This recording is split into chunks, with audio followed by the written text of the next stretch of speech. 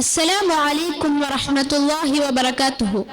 ബഹുമാനപ്പെട്ട വിധികർത്താക്കളെ, പ്രിയപ്പെട്ട കൂട്ടുകാരെ, അസ്സലാമു അലൈക്കും വറഹ്മത്തുള്ളാഹി വബറകാതുഹു.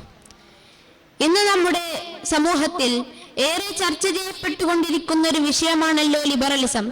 അതുമായി ബന്ധപ്പെട്ട് ചില കാര്യങ്ങൾ നിങ്ങളുമായി പങ്കുവെക്കാൻ ഞാൻ ഉദ്ദേശിക്കുന്നു ഇൻഷാ അല്ലാഹ്.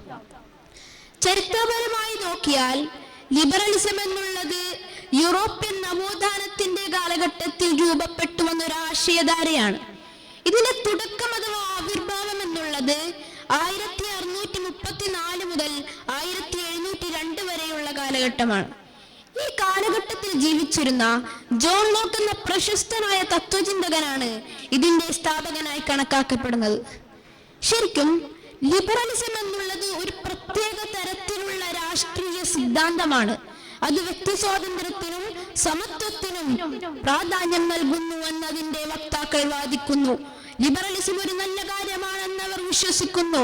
എന്നാൽ യഥാർത്ഥത്തിൽ അത് വളരെ ദോഷകരവും മനുഷ്യരാശിയുടെ സർവനാശവുമാണ്. ലിബറലിസത്തിന് പല പ്രശ്നങ്ങളുമുണ്ട്.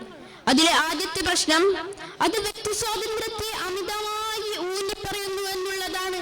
അവരുടെ പ്രവർത്തനങ്ങൾ മറ്റുള്ളവരെ എങ്ങനെ ബാധിക്കുന്നുവെന്ന് കണക്കാക്കാതെ അവർക്കിഷ്ടമുള്ളതെന്തും പ്രവർത്തിക്കാൻ സ്വാതന്ത്ര്യമുണ്ടെന്നാണ് ഇക്കൂട്ടർ വാദിക്കുന്നത്. ഇതനുസരിച്ച് അന്യരുടെ പണം അപഹരിക്കുന്നതോ അവകാശങ്ങളിൽ കൈക്കടത്തുന്നതോ അന്യന്റെ ഭാര്യയെ ആഗ്രഹിക്കുന്നതോ കുറ്റകരമല്ല. ഈ ചിന്ത സമൂഹത്തെ ധാർമ്മിക അധംപതനത്തിലേക്ക് നയിക്കുന്നു. ലിബറലിസത്തിന്റെ രണ്ടാമത്തെ പ്രശ്നം അത് സമത്വത്തെ കുറിച്ചുള്ളൊരു തെറ്റായ ധാരണയെ അടിസ്ഥാനമാക്കിയാണ്. ലിബറലിസം അനുസരിച്ച് എല്ലാ മനുഷ്യരും സമമാണ്.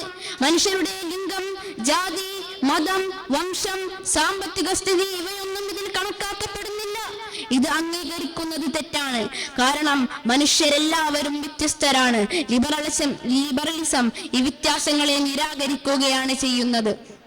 പുരോഗമനവാദം, സ്വതന്ത്രവാദം, കാലത്തിനനുസരിച്ചുള്ള മാറ്റം എന്നെല്ലാം പറഞ്ഞ് നമ്മുടെ മുമ്പിലേക്ക് വരുന്ന ആശയങ്ങൾ മനുഷ്യനെ ഉന്നതിയിലെത്തിക്കുമെന്ന് പറഞ്ഞാണ് ഇക്കൂട്ടർ നമ്മുടെ അടുത്തേക്ക് വരുന്നത്.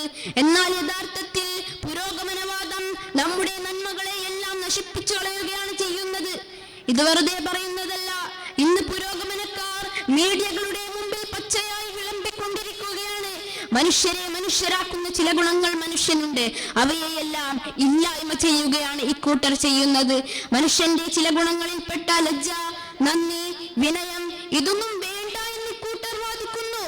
ഏതൊരു സാമാന്യ ബുദ്ധിയുള്ള മനുഷ്യനും മനസ്സിലാക്കാവുന്നതാണ്, ഒരാൾ നമുക്കൊരു ഉപകാരം ചെയ്തു തന്നാൽ അഥവാ ഒരു സഹായം ചെയ്തു തന്നാൽ നാം അവർക്ക് നന്ദി കാണിക്കുക എന്നുള്ളത്. സൃഷ്ടിച്ച നാഥനോട് നാം നന്ദി കാണിക്കേണ്ടതില്ലേ? ചെറുപ്പം മുതൽ പോറ്റി വളർത്തിയ മാതാപിതാക്കളോട് നാം നന്ദി കാണിക്കേണ്ടതില്ലേ?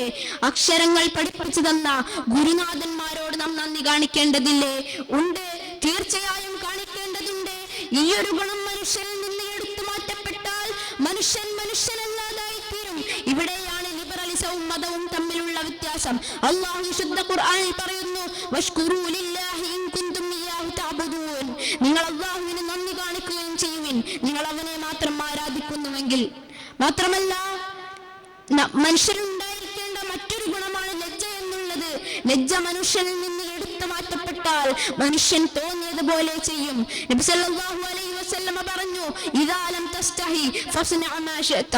നിനക്ക് ലജ്ജയില്ലെങ്കിൽ നീ തോന്നിയതുപോലെ ചെയ്തോ. മാത്രമല്ല, ലജ്ജ നമ്മുടെ വിശ്വാസത്തിന്റെ ഭാഗം കൂടിയാണ്. അൽ ഹയാഉ ശുഅബത്തുൻ മിനൽ ഈമാൻ. ലിബറലിസം എന്നുള്ളത് ഒരു അപകടകരമായ സിദ്ധാന്തമാണെന്നുള്ളതിനുള്ള ചില ഉദാഹരണങ്ങൾ മാത്രമാണ് ഞാൻ ഇവിടെ സൂചിപ്പിച്ചത്. അതിനാൽ നമ്മുടെ കുടുംബത്തെയും സമൂഹത്തെയും ഇതിന്റെ അപകടങ്ങളെ കുറിച്ച് പഠിപ്പിക്കുകയും മനസ്സിലാക്കിപ്പിക്കുകയും ചെയ്യണമെന്ന് ഓർമ്മപ്പെടുത്തിക്കൊണ്ട് ഞാൻ എൻ്റെ വാക്കുകൾ അവസാനിപ്പിക്കുകയാണ്. അൽഹംദുലില്ലാഹി റബ്ബിൽ ആലമീൻ.